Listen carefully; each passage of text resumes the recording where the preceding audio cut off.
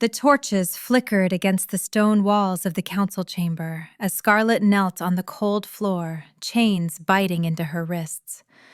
7 elders sat in a semicircle before her, their faces carved from judgment and ancient grudges. Behind them, stone statues of the first wolves stood sentinel, guardians who had witnessed 1,000 trials and never once stirred. Elder Matthias rose from his seat, his ceremonial robes rustling like dead leaves. "Scarlett Greystone, you stand accused of carrying the cursed bloodline of the Diamond Wolves. For the safety of our pack, for the preservation of our future, you will shift before this council, and when you do, we will end what should have died with your grandmother." Scarlett's breath caught. Her wolf stirred inside her, frightened and furious in equal measure. She had hidden what she was for 23 years. Her mother had died protecting this secret, and now they would drag it into the light and destroy her for it. "Please, I've done nothing wrong. I've served this pack my whole life. I work in the archives. I keep to myself. You exist," Elder Cassandra interrupted, her voice sharp as a blade. "That alone is the transgression. Your bloodline was supposed to end. Your grandmother promised she would bear no children. She lied. Your mother compounded that lie. And now you stand before us, the last seed of a corrupted tree." The crowd gathered behind the chains murmured their agreement. Scarlett recognized faces she'd known since childhood, people she'd helped, people she'd considered friends. Now they looked at her like she was a disease. "What did we do? What crime did my bloodline commit?" Elder Matthias smiled, but there was no warmth in it. "Your ignorance is not innocence, girl. The Diamond Wolves were meant to be gods among us. Pure white fur that shimmered like crushed diamonds, eyes that could see through any deception, strength that made alphas look like pups. Your great-great-grandmother was the last true Diamond Wolf, and she nearly destroyed our entire pack with her power. She could compel any wolf to obey her. She could break mate bonds with a word. She could do none of those things!" Scarlett's voice cracked through the chamber. "You're describing a monster. The records in the archives tell a different story. She tried to stop a corrupt alpha from selling pack members to hunters. She tried to save—" The slap came so fast, Scarlett didn't see it coming. Elder Cassandra stood over her now, hand still raised. "You will not speak. You will shift. And when your Diamond Wolf emerges, we will do what should have been done generations ago. We will end you, and with you, the threat your kind poses to natural pack hierarchy. And if I refuse, then we'll use the silver collar." The voice came from the shadows behind the elders' seats, and Scarlett's blood turned to ice. Beta Ronin emerged into the torchlight, carrying a collar that gleamed with a sickly sheen. Silver.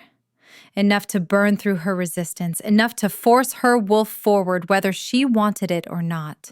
"The collar will make you shift," Ronin continued, moving closer. "And it will hurt the entire time. Or you can shift willingly.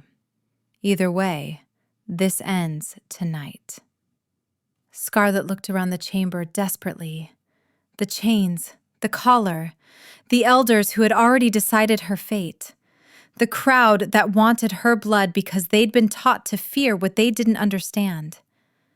No one was coming to save her. She closed her eyes and reached for her wolf. "I'm sorry, Mama," she whispered. "I tried to keep the promise." The shift began like it always did. a pulling sensation deep in her chest, bones beginning their familiar rearrangement. But as her wolf rose to the surface, something else happened. Something that had never happened in all her secret shifts in the deep forest where no one could see. Light. It started in her chest and radiated outward, pure and white and brilliant as a winter sun. The chains around her wrists began to glow, then crack, then shatter into pieces. Scarlett's human form gave way to her wolf, and as she landed on 4 paws, the entire chamber fell silent. Her fur was white. Not the creamy white of an Arctic wolf or the dirty white of winter camouflage. Pure, crystalline white that caught the torchlight and threw it back in 1,000 facets. Like diamonds, like crushed stars, like everything the elders feared. But that wasn't what made the crowd gasp. Behind the elders, the ancient statues were moving. Stone ground against stone as the carved wolves turned their heads. Their eyes, which had been blank granite for centuries, began to glow with the same white light that emanated from Scarlett's fur.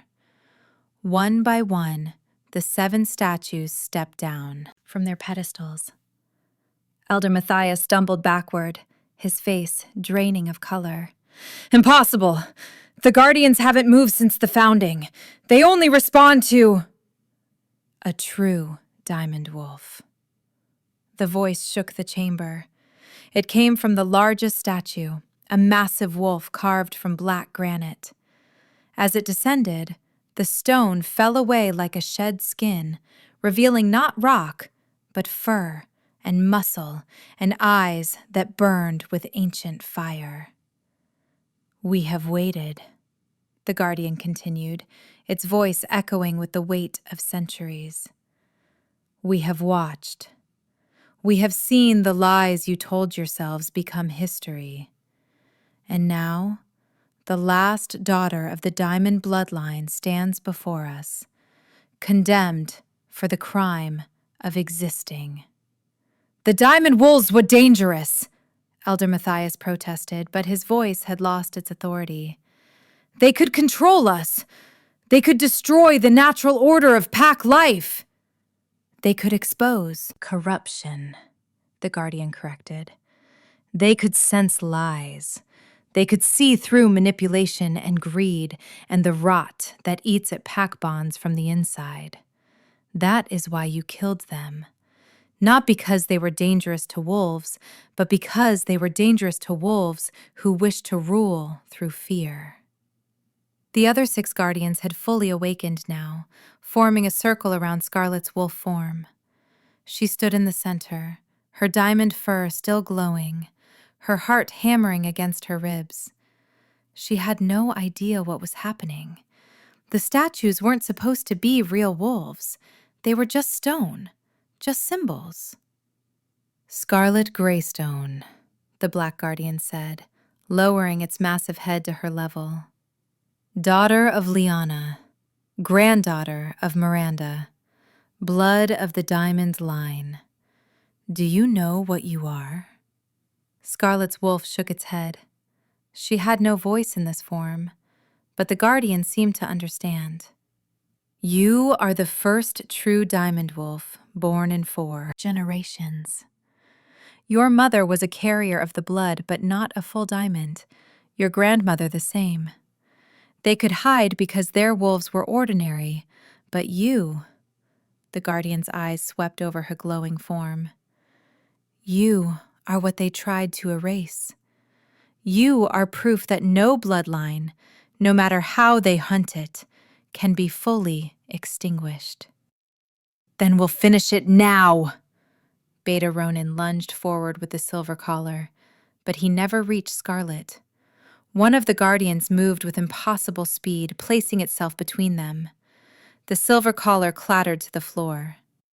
"Stand aside. This is pack business." "This became our business the moment you attempted to execute an innocent wolf for the crime of her ancestry," the guardian growled. The founding laws are clear. A diamond wolf cannot be judged by lesser counsel.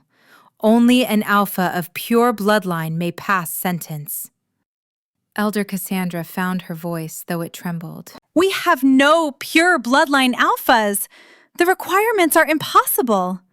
Both parents must be alpha-born, and the wolf must carry no recessive traits.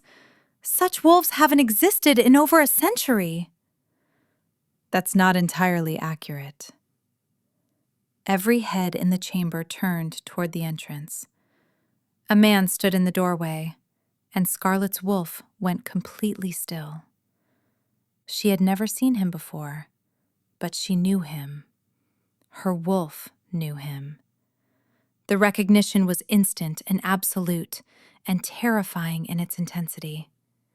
He was tall, with dark hair that fell across his forehead and eyes the color of amber in firelight. He wore simple traveling clothes, but he moved like a king entering his throne room, utterly confident, completely aware of the space he commanded. And his scent.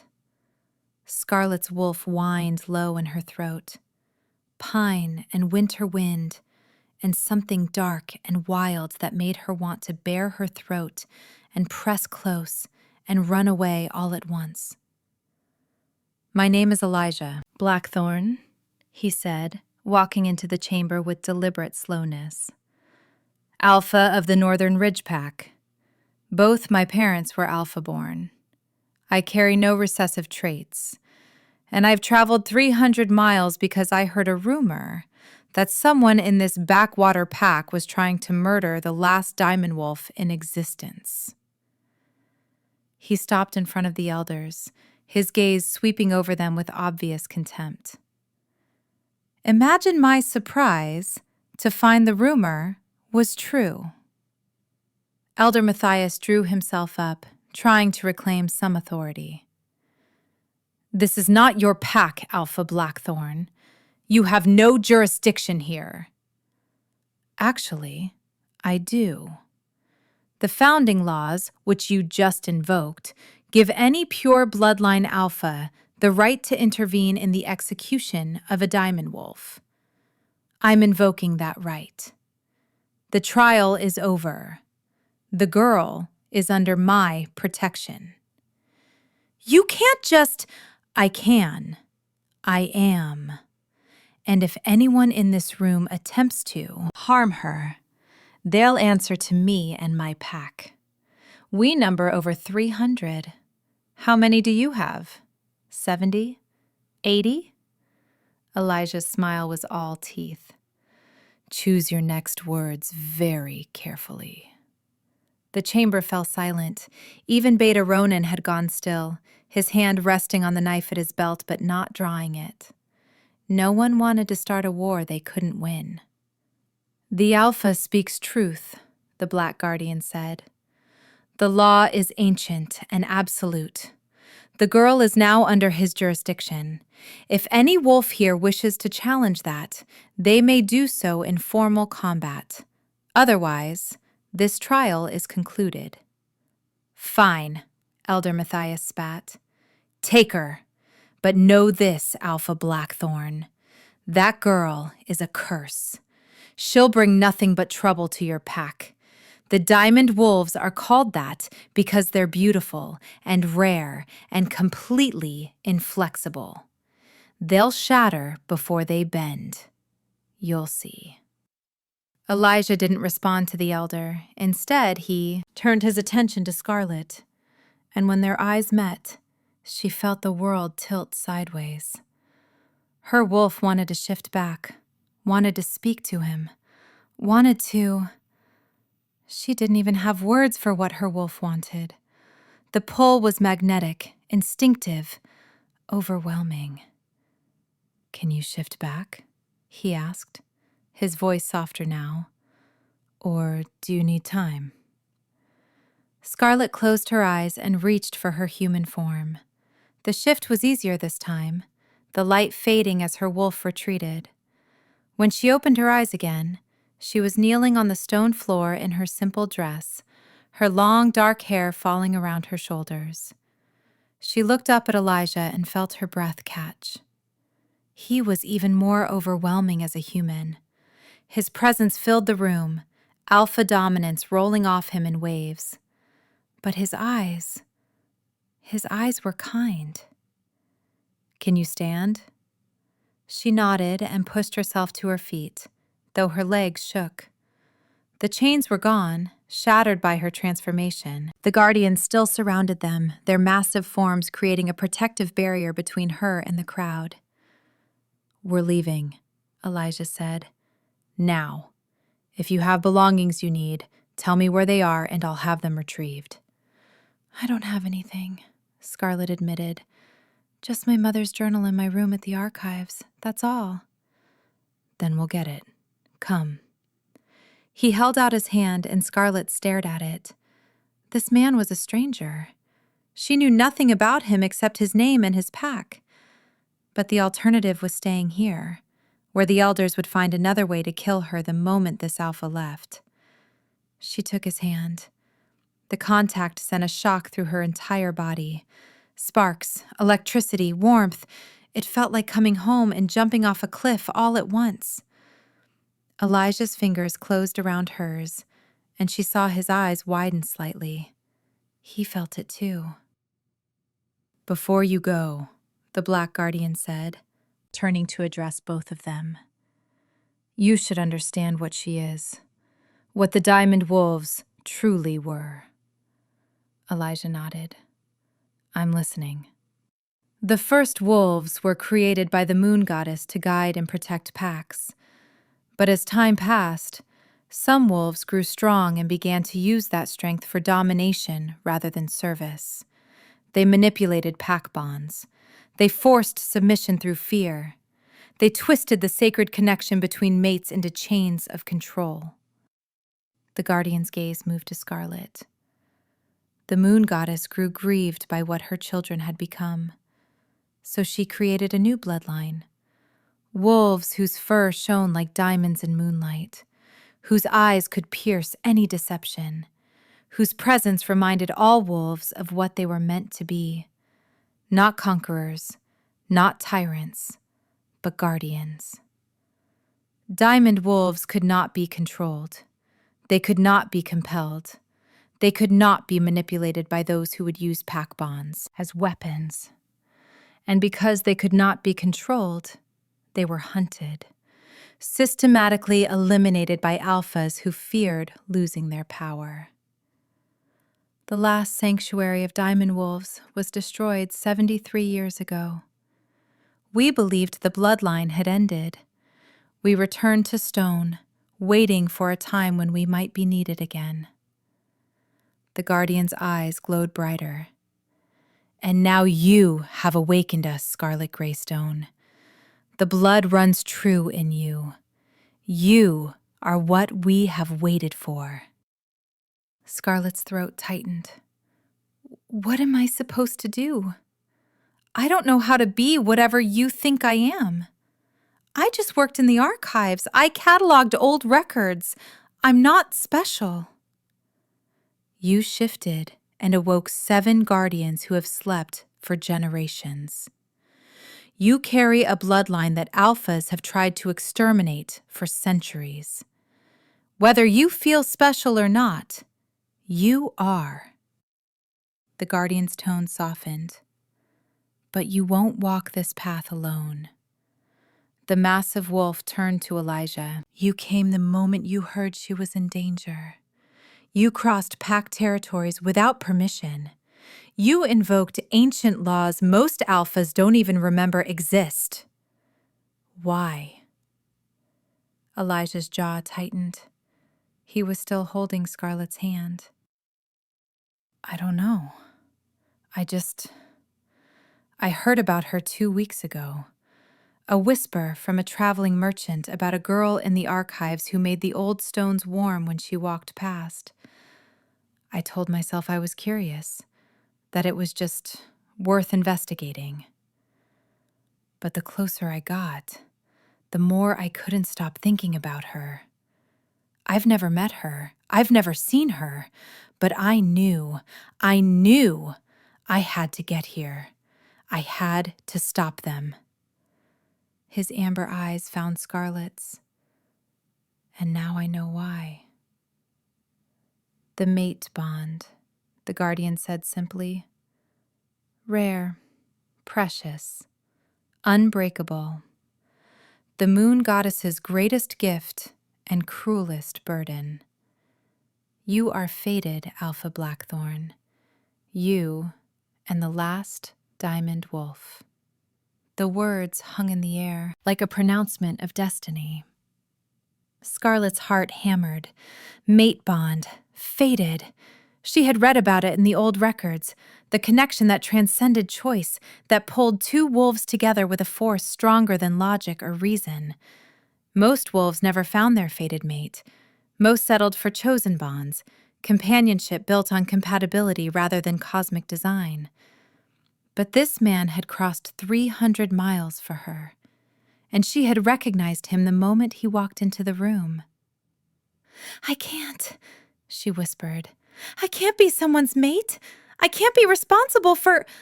I don't even know how to be a diamond wolf. How am I supposed to be a mate to an alpha? Elijah's hand tightened around hers, but gently. You don't have to decide anything right now, but you do have to leave this place. Come to my pack. I'll protect you. I'll give you time to figure out what you want. His voice dropped.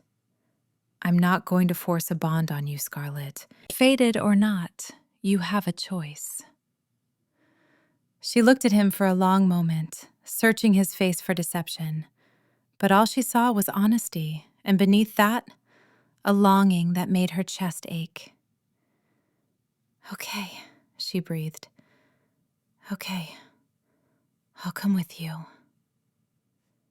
The journey to retrieve her mother's journal was tense. Elijah stayed close to her, one hand on the small of her back, guiding her through the hostile stares of pack members who had gathered in the corridors. Beta Ronin followed at a distance, his expression dark but controlled.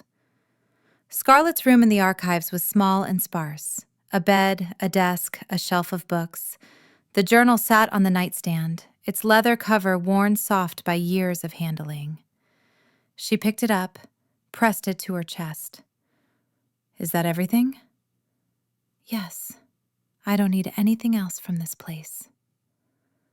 They walked out together, through the archives that had been her sanctuary, past the faces of wolves who had once been her community.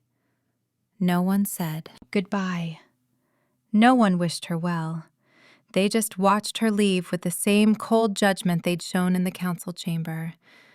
When they reached the pack borders, Elijah's wolves were waiting. A dozen of them, all wearing the emblem of Northern Ridge, a silver tree on black fabric. They stood in a protective formation, and when Scarlett approached, they inclined their heads in respect. This is Scarlett, Elijah said to his wolves. She's under my direct protection. Anyone who threatens her threatens me. Understood?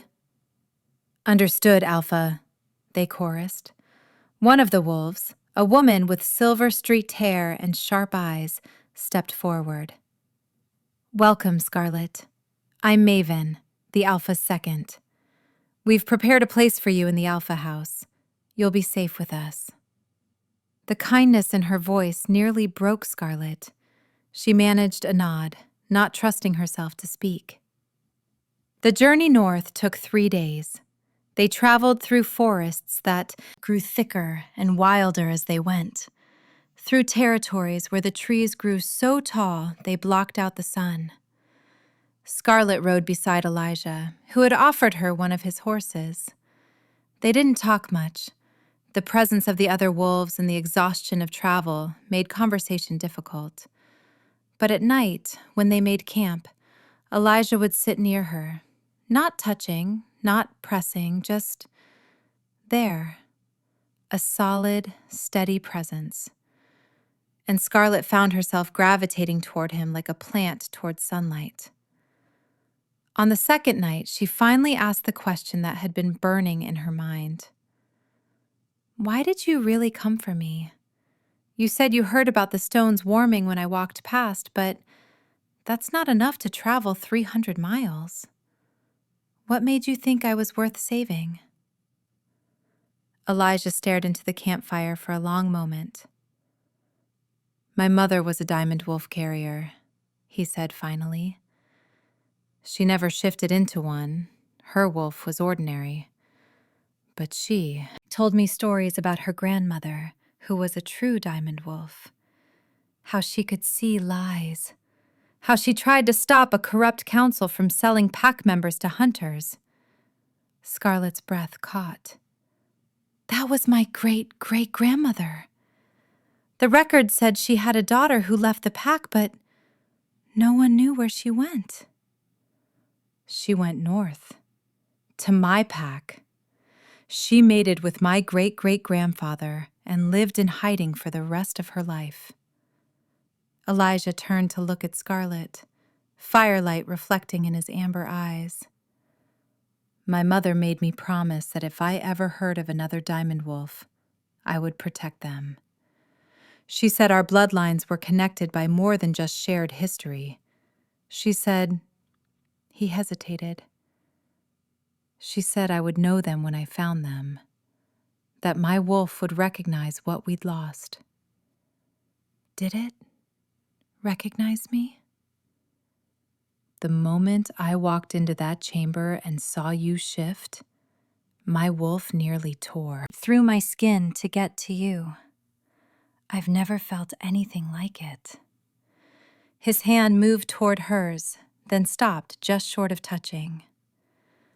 "I know this is overwhelming. I know you're scared. But I need you to understand. I didn't come to claim you. I came to save you. What happens after that is entirely your choice." Scarlett's hand closed the distance between them, her fingers brushing against his. The spark was still there, warm and electric. "I want to know you," she admitted. "I don't know if I'm ready for a mate bond, or what being a diamond wolf means, or any of this. But I want to know you." Elijah's smile was like sunrise. "Then we'll start there." Northern Ridge was unlike any pack Scarlett had ever seen. Where her old pack had built their territory around a crumbling stone fortress, Northern Ridge sprawled across a valley of ancient pines, with houses built into the trees themselves. Suspended walkways connected the dwellings, and everywhere Scarlett looked, she saw wolves moving with easy confidence. They didn't stare at her with suspicion. They smiled. They nodded. Some even called out greetings to their alpha, their voices warm with genuine affection rather than fear. The Alpha House sat at the heart of the territory, a massive structure built from timber and stone that seemed to grow directly from the earth. Maven led Scarlett to a room on the 3rd floor, spacious, with windows that overlooked the forest canopy, and a bed piled with soft furs. "This is yours for as long as you need it," Maven said. "There's a bathroom through that door, and I've left some clothes in the wardrobe. They should fit, but if they don't, let me know." She paused at the doorway. "The Alpha cares for you already, I can see it. And that means we care for you too. You're safe here, Scarlett." After Maven left, Scarlett sank onto the bed and let herself cry. Great, heaving sobs that she'd been holding back for days. She cried for her mother, dead 5 years now. She cried for the grandmother she'd never met, who had lived her whole life in hiding. She cried for the pack she'd lost and the future she'd never expected. And beneath it all, she felt her diamond wolf stirring. Not frightened anymore, not hiding, just waiting. The days that followed fell into a rhythm. Elijah gave her space, but he was always nearby. He showed her the territory, introduced her to pack members, explained their customs and traditions. Northern Ridge operated differently than her old pack. There was no council of elders who made all the decisions.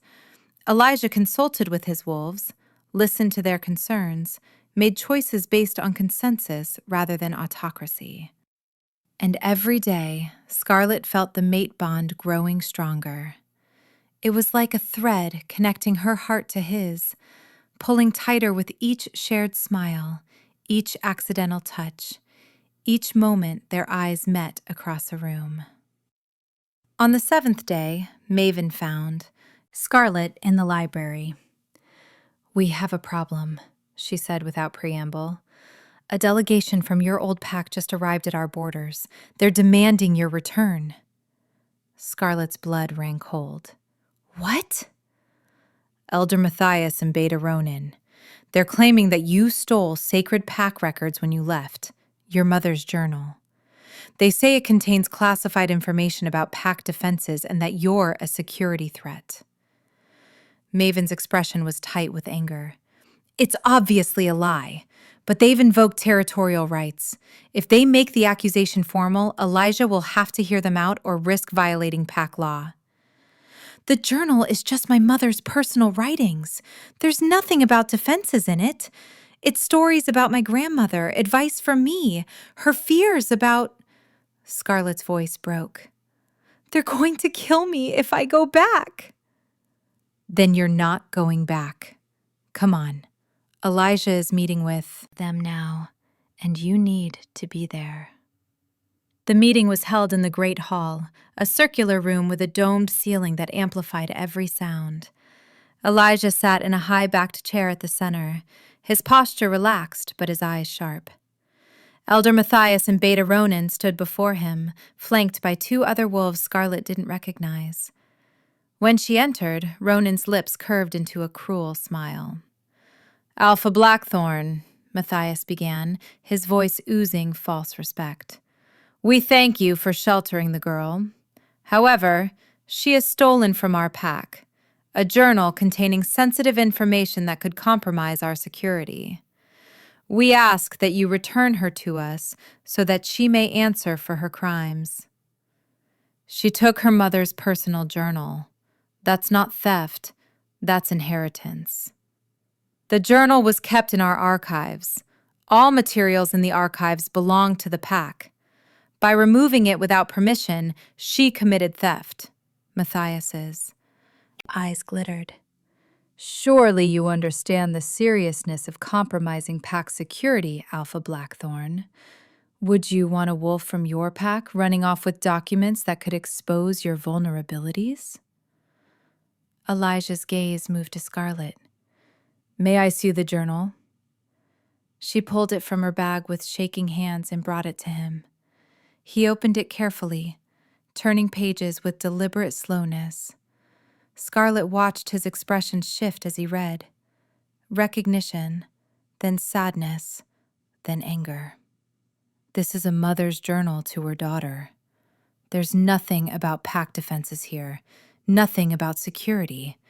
It's poetry and advice and— He looked up at Matthias. "Love letters to a child she knew she'd leave too soon. You're here to reclaim a dead woman's love letters because you can't stand that her daughter survived. You're harboring a criminal, Alpha Blackthorne. If you don't return her, you're violating pack law. We can take this to the regional council. We can—" "You can leave my territory. Now." Elijah stood, and the temperature in the room seemed to drop. "Scarlett committed no crime. You tried to execute her for being born. You failed. And now you're grasping at any excuse to finish what you started." "She's a diamond wolf," Ronin snarled, his control finally snapping. "Do you know what that means? She'll grow stronger every day. She'll be able to sense your lies, see through your manipulations. How long before she undermines your authority? How long before your own pack starts listening to her instead of you?" The great hall went silent. Then Elijah laughed. It was a low, genuinely amused sound. You actually believe that, don't you? You've convinced yourself that diamond wolves are a threat to alpha authority because you can't imagine leading without lies and manipulation. He moved to stand beside Scarlett, his presence a wall between her and her accusers. I don't need to deceive my pack to lead them. I don't need to manipulate bonds or rule through fear. So the idea that Scarlett could undermine me by simply being honest is absurd. But I'll tell you what she is to me. She's my fated mate. The moon goddess herself chose her for me, and I claim her as mine before witnesses. If you want to take her, you'll have to go through me first. The words hit Scarlett like a physical force. He'd claimed her. Publicly, in front of her old pack and his own wolves who had gathered at the edges of the hall. The mate bond flared to life between them, no longer a gentle pull, but a roaring fire. Elijah turned to her, his amber eyes searching her face. If you want this, if you want me, I'm yours, Scarlett. Completely. Her diamond wolf rose to the surface, not forcing a shift, but making her presence known. And for the first time in her life, Scarlett didn't push her down. She let the wolf's certainty fill her. I want this, she said, her voice carrying through the hall. I want you. The bond snapped into place fully, and Scarlett gasped as she felt it. Elijah's emotions flooding through the connection. Protectiveness, desire, love that had been growing since the moment he'd walked into that council chamber. And beneath it all, fierce pride that she was his. You have your answer, Elijah said to Matthias without looking away from Scarlett. She's claimed. She's protected. She's mine. Leave my territory and don't come back. You're making a mistake, Blackthorne. That bloodline is cursed. You'll regret. I said, leave. The command carried alpha dominance so strong that even Matthias and Ronan had to fight not to bare their throats in submission. They backed toward the door, their faces twisted with rage and humiliation. But before they reached the exit, something happened. The stone floor began to glow. Scarlett looked down and saw symbols appearing beneath her feet. Ancient writing in a language she didn't recognize. The light spread outward in a perfect circle, and within that circle, 7 shapes began to rise from the stone itself. The Guardians. They had followed her. You have claimed her, the Black Guardian said, its massive form fully manifest now in Elijah's great hall. You have recognized her worth.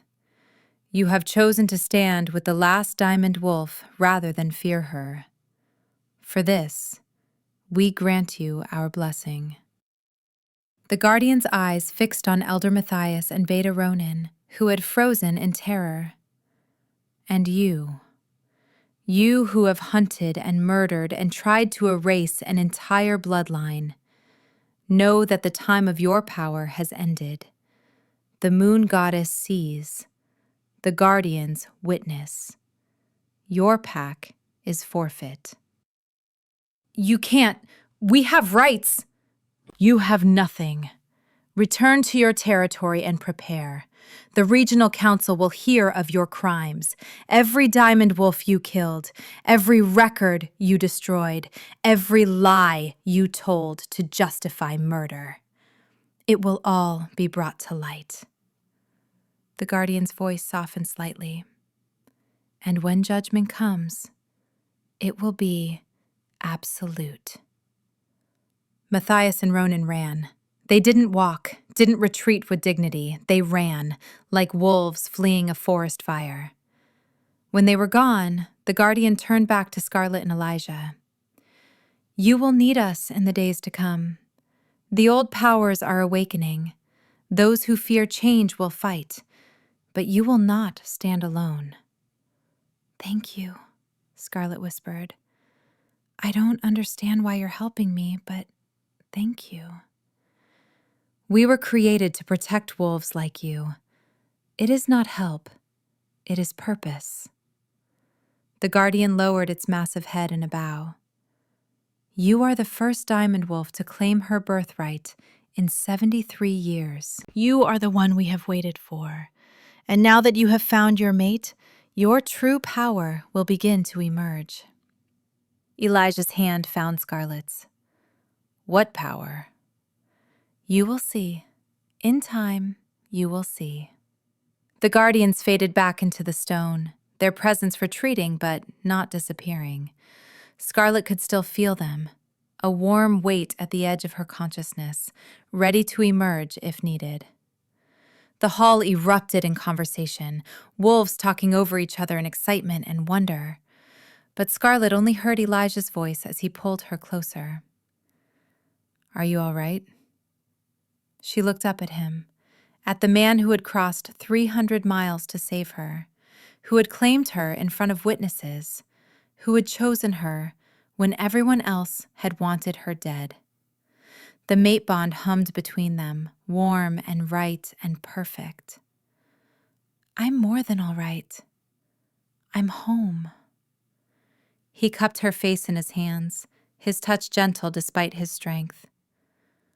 I will spend every day proving you made the right choice.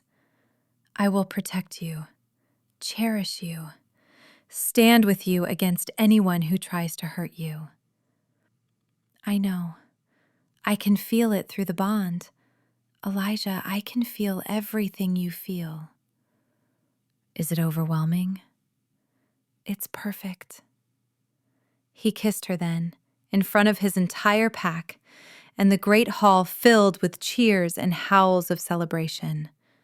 Scarlett felt her diamond wolf surge with joy, felt the bond settle into place like the final piece of a puzzle she hadn't known was incomplete. When they finally broke apart, Maven was grinning at them. I suppose we should start planning a mating ceremony? The biggest ceremony Northern Ridge has ever seen, Elijah confirmed.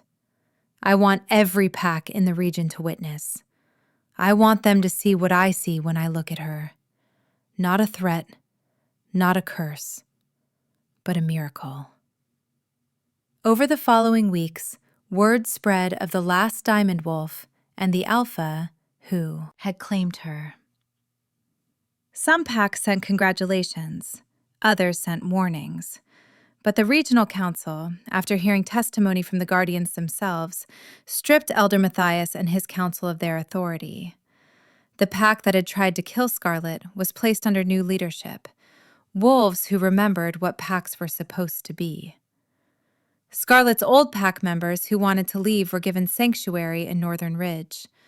Many came, including several who apologized with tears in their eyes for their silence during her trial. And as spring turned to summer, as Scarlett learned to control her diamond wolf and discovered that her power wasn't domination but clarity, the ability to see truth and expose lies without forcing anyone to do anything, she realized something profound. She had spent her entire life hiding, believing she was dangerous, believing she deserved the fear others showed her. But the truth was simpler and more beautiful. She was exactly what the moon goddess intended.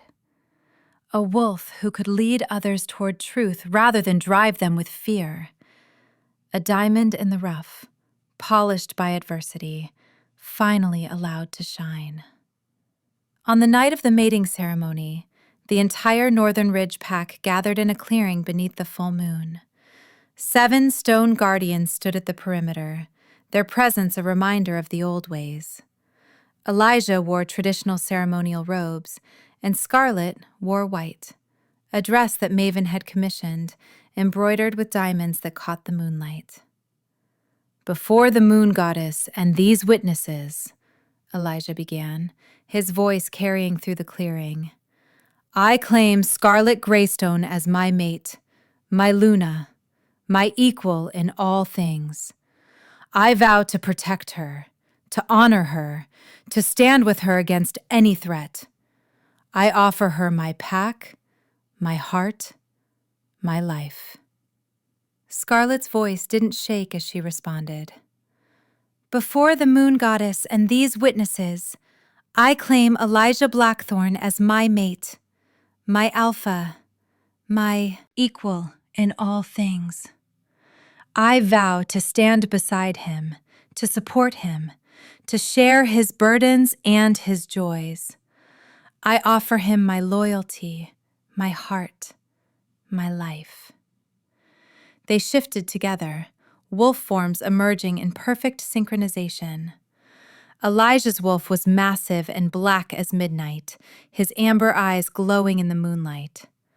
Scarlett's diamond wolf rose beside him, her white fur throwing back the moon's light in 1,000 brilliant facets.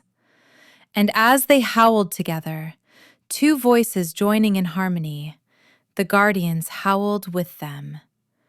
The sound carried for miles, a proclamation that the diamond wolves had returned, not as threats, not as weapons, but as exactly what they were always meant to be, guardians of truth in a world that desperately needed it. That night, after the ceremony, after the celebration, after their pack had finally dispersed to let them have privacy, Elijah and Scarlett stood on the balcony of the Alpha House, looking out over their territory. Do you ever regret it? He asked softly. Leaving your old pack? Everything you knew? Scarlett leaned into him, feeling his arm wrap around her waist. I regret that they made me feel like I had to hide. I regret the years I spent afraid of what I was. But leaving? She turned to look at him, her mate, her alpha, her everything. Leaving was the first choice I made for myself instead of out of fear. And it led me to you. I would have searched forever to find you. Good thing you only had to search 300 miles. You're never going to let me forget that, are you? You crossed 300 miles for someone you'd never met because your mother told you to protect diamond wolves and you had a feeling. That's either incredibly romantic or incredibly reckless. It was destiny. The moment I heard about you, my wolf knew. Even before I understood what that meant, I knew. He pulled her closer. You're mine, Scarlett. My mate. My Luna. My diamond wolf. And I will spend the rest of our lives making sure you never doubt your worth again. Her diamond wolf purred with contentment, the sound rumbling through the bond.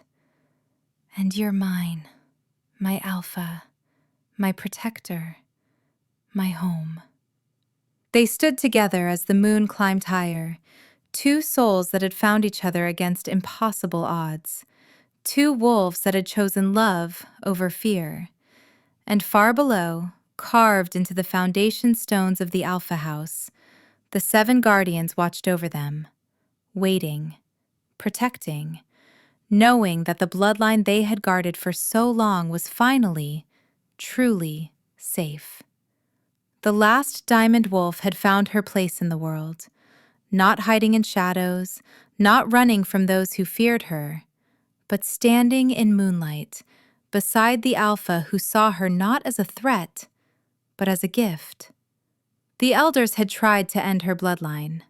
They had forced her to shift, believing they could expose and destroy her.